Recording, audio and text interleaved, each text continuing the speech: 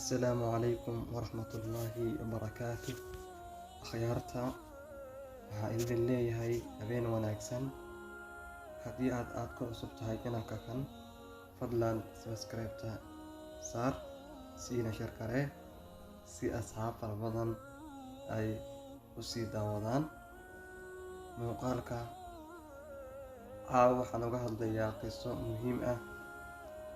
qisadaas oo dhex martay rasuulkeena Muhammad sallallahu alayhi wasallam iyo nin Acraabi ah oo lagu magacaabi jiray Zaahir bin Haraam.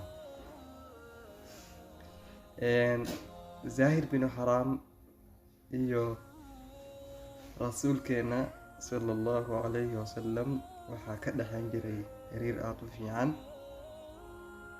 ilaa uu nabigu sallallahu alayhi wasallam uu yiri: inna Zaahira baadiyatuna wa nahnu xaadiruuh. Zaahir wuxuu dabeecad u lahaan jiray mar allaale marka uu magaalada yimaado in uu hadiyad siiyo nabiga. maalin waxaa dhacday, horta qisadatan waxay ku sugan tahay xadiis sugan, ma qiso khiyaali ah, waa qiso waaqici ah oo dhab ah. qisadatan sidan ayay ku bilaabanaysaa. maalin maalmaha ka mid ah ayaa Zaahir bin Haraam wuxuu doonay inuu magaalada yimaado. mar allaale marka uu magaalada yimid ayuu wuxuu aaday guriga rasuulka Alle sallallahu alayhi wasallam. laakiin nasiib darro, nabigeena Muhammad sallallahu alayhi wasallam ma uusan joogin guriga xilligaas waqtigaas. Zaahir markii uu arrinka ogaaday ayuu wuxuu iska aaday suuqii ayuu nabigii ayaa warkii maqlay.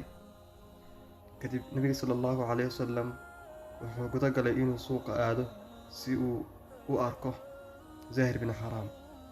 mar allaale markuu rasuulka Alle sallallahu alayhi wasallam suuqa yimid ayuu wuxuu arkay Zaahir bin Haraam oo wax gadanaya. markaasuu intuu gadaal ka yimaaday ayuu indhihii Zaahir bin Haraam oo gacmaha ka xiray. Zaahir bin Haraam ma uusan dareemin. wuu yaabay, wuu argagaxay. wuxuu is yiri, yaa way qofka kula ciyaaraya oo gadaashaada taagan. gadaal ayuu fiiriyey, mise waa rasuulkii Alle sallallahu alayhi wasallam. Zaahir wuu farxay, wuuna degay. argagaxiisina waa degay oo aad ayuu ugu farxay in qofka ku ciyaaraya uu yahay rasuulka Alle sallallahu alayhi wasallam. rasuulka Alle sallallahu alayhi wasallam wuxuu bilaabay in uu la kabtamo, isagoo codka kor u qaadaya ayuu wuxuu yiri: man yashtari hada alcabda, yaa addoonka kan iibsanaya. 2 jeer ayuu ku celiyay rasuulka Alle sallallahu alayhi wasallam. Zaahir bin Haraam intuu saas ku eegay, mise waa faqiir kasiir ah, qurux ma jirto, maalna ha sheegin. markaasuu yiri Zaahiru: wallaahi yaa rasuulallah, tajidunii kaasid buu yiri. yaa rasuulallah, kaasid maanahay.